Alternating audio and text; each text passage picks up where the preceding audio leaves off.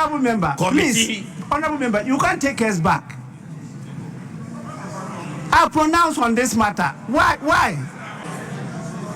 I direct that all what he said after my last ruling are expunged from the records. I have a number of times drawn his attention that this is not the forum for the litigation of those cases. Mr. Speaker, our standing orders in Order 1, 2, 3 clearly prescribes the content of a speech. And 1, 2, 3, 2 says that a member shall not use offensive, abusive, insulting, blasphemous, or unbecoming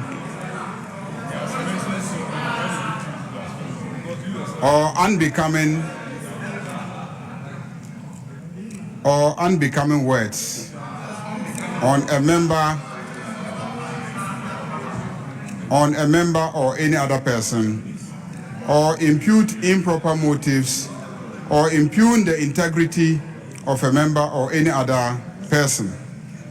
Mr. Speaker, he has said that the executive, that is the president, essentially, when you say the executive, you are talking about the president.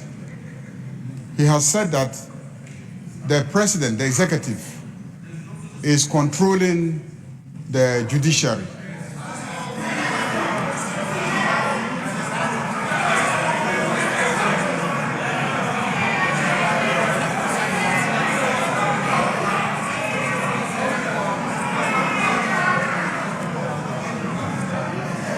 Mr. Speaker, for a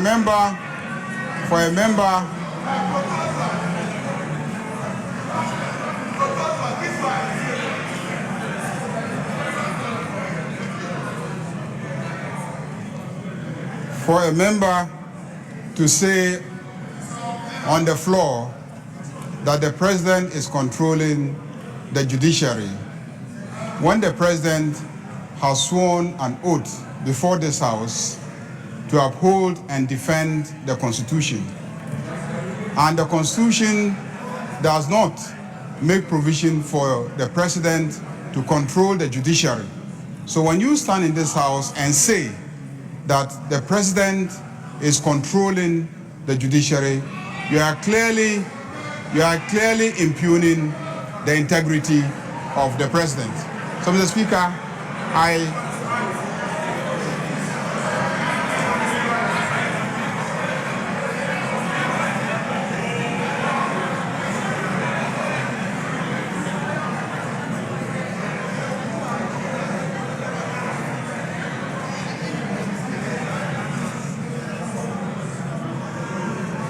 Mr. Speaker, I therefore think that the member is out of order, and you should direct, Mr. Speaker, that should be struck out of the records of this House.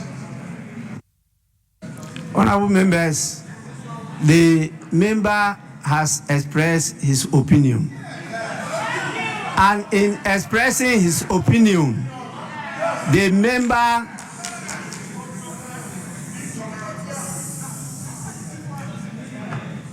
Honorable members, just a few days ago, I talked about the clapping of hands. That is not part of the practice of this House.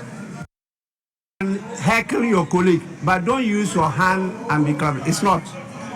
Please, I identified the person who was doing that. But at least for today, you will be pardoned. Next time, I will not do so. Honorable members, please, let me repeat. The member expressed his opinion, and in expressing his opinion, he never used any offensive, abusive, insulting, blasphemous, or unbecoming words on the executive or any other person. So he's entitled to express his opinion. Once he hasn't used any such word, I think he's in order and he should continue. Yeah, thank you, Mr. Speaker, for my protection, for your protection. I'm grateful. Mr. Speaker, there are various cases pending before the courts. There is a matter of the, and Mr. Speaker, if I may make a small reference. There is this case of the Chief Justice Torkornoo versus Article 146. Honorable member, Committee. please, honorable member, you can't take us back. I pronounce on this matter. Why?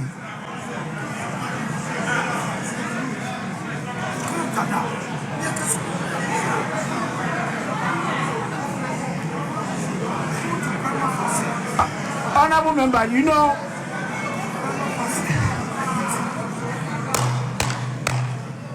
please, minority leader, may you kindly allow the very competent honorable member to continue with his submissions. I am very observant, and I have watched you, and I've seen and even heard some of the things you are whispering to him. That is not allowed. Please, he is competent enough. I am very vigilant. Please. Yes. Mr. Speaker, with respect, the respected Dominic Newz is here. All we are telling him is to focus and abide by your direction. He is, Mr. Speaker, please, Mr. Speaker, he is a Catholic, I'm a Catholic, you are. I'm rather telling him to focus so that you don't have to come in again. Please. Mr. Speaker, I am, with respect, we are here. I am telling him that focus on the issues that are non-controversial. That's what I'm telling him, Mr. Speaker. I beg of you, for records, I don't want to be misquoted. Mr. Speaker. Honorable minority leader. Mr. Speaker, in any event, I have a right to confer with my colleague to confer. Honorable minority leader, you are facing your colleagues. You are facing your colleagues in the majority, and also the part of the public gallery behind them. I am facing the majority and facing the minority and facing the whole public gallery. I observe what is happening. Truly, Honorable Dominic Newz kept on drawing his attention to go back my rulings and focus on his dissent. I watched that. I eavesdropped. That is true. Honorable minority leader, when you turn and you are talking to him, I don't only see you, but I also hear you.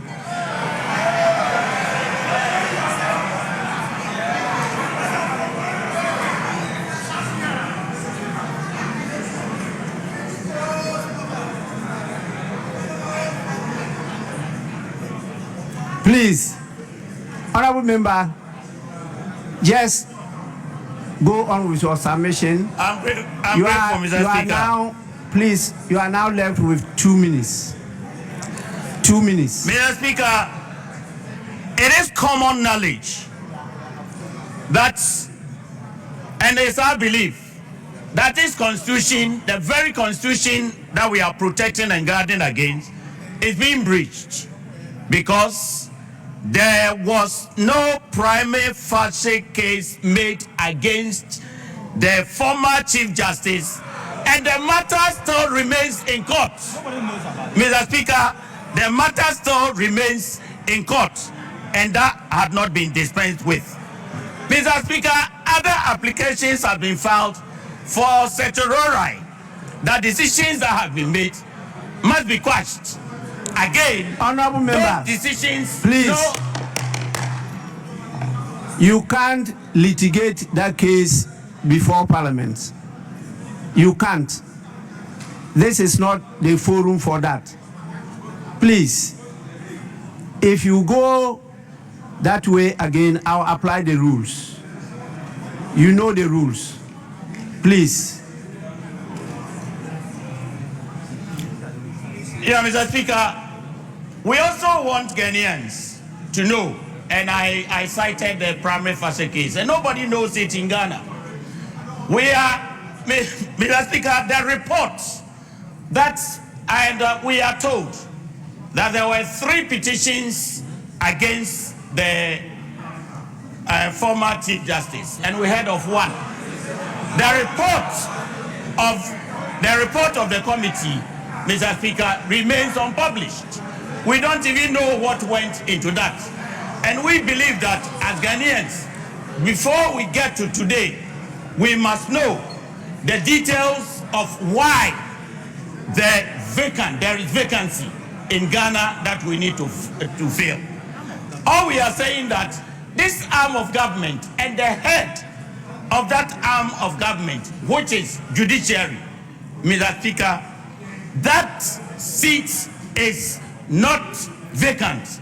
And even if an attempt had been made to make it vacant, that attempt, Mr. Speaker, we cannot see through that. We think that is faulted, that is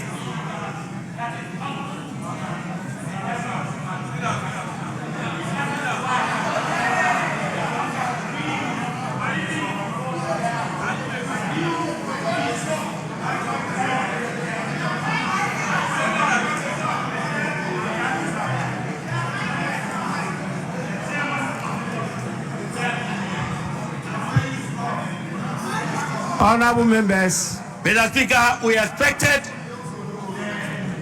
Honorable members, the honorable member has finished with his submission. The time is up. And honorable members,